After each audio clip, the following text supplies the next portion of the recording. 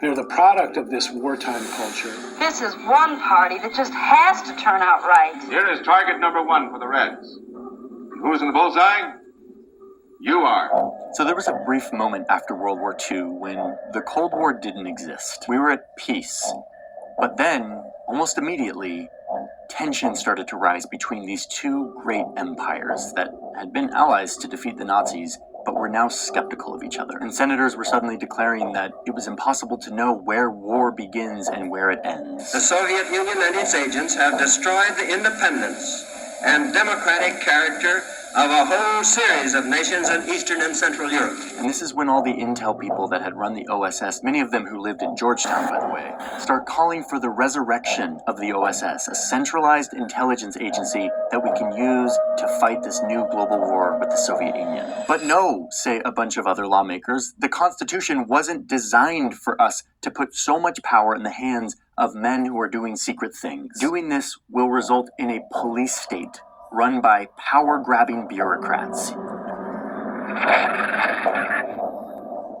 Too much power to military leaders and their insatiable appetite for more money, for more men, and more power, whatever the cost to democracy. Truman's mind changed. And what changed Truman's mind was the growing confrontation with the Soviet Union. And soon the papers were signed, and a new agency was formed, the Central Intelligence Agency, the CIA. When Truman signs the National Security Act, he says, we have to be careful that we don't have an American Gestapo. So that thought is still on his mind. The CIA was the big, shiny new weapon of the United States in the Cold War. And their mission was to, quote, gain and distribute intelligence and to perform, quote, other functions and duties related to intelligence affecting national security. What does that mean? Everybody knew what that language meant. Everybody knew that was, and we just weren't going to talk about it because we didn't want to write it down on paper. Like, what do they do with this vague mandate of national security? Oh boy. They go to town. You must stir the ingredients in your chocolate cake. So clean, but so soft and smooth.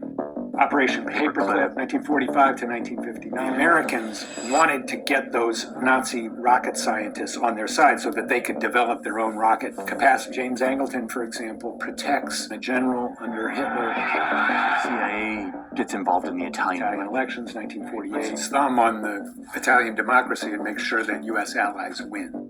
Operation Ajax, coup in Iran, 1953. The CIA and the MI6 organize a coup to overthrow the democratically elected government. Now that we encourage the Shah to take that action, I will not deny. CIA coup Guatemala, 1950. Bananas, of course, bananas. Again, democratically elected government, reformists wanted to engage in land reform, and the CIA overthrows it, really at the behest of the United Fruit Company. CIA is now helping American corporations. The influence of American corporations on the CIA actions is unmistakable. Allen Dulles was on the board of directors. Howard Hunt, Birch O'Neill, David Phillips, CIA coup in Congo, early 1960s, CIA coup in Chile, 1973.